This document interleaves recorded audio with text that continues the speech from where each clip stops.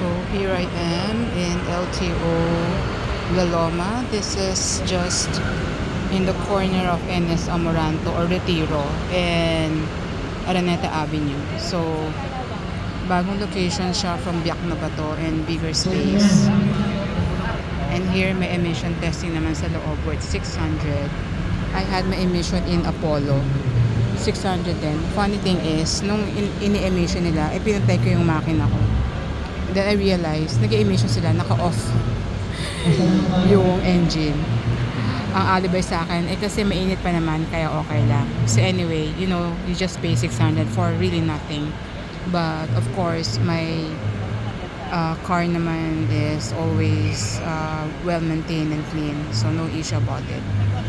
So here, pagka-park ko dito, I just gave my documents. You just get your insurance, your TPL from outside kasi mas mahal ata dito.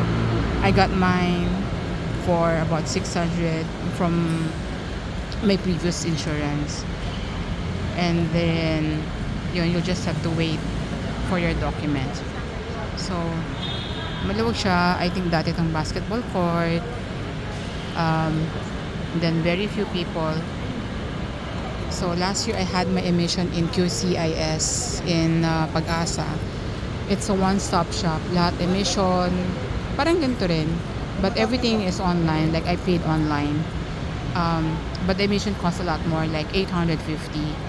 And then meron pang mga fees for bank transfer. So I think okay lang to do both. Pero if you want to save money, better here, especially wala namang ganong tao. And I went in the afternoon, so about 4 p.m. past 4 p.m. now. So kaya I'm just waiting for my papers.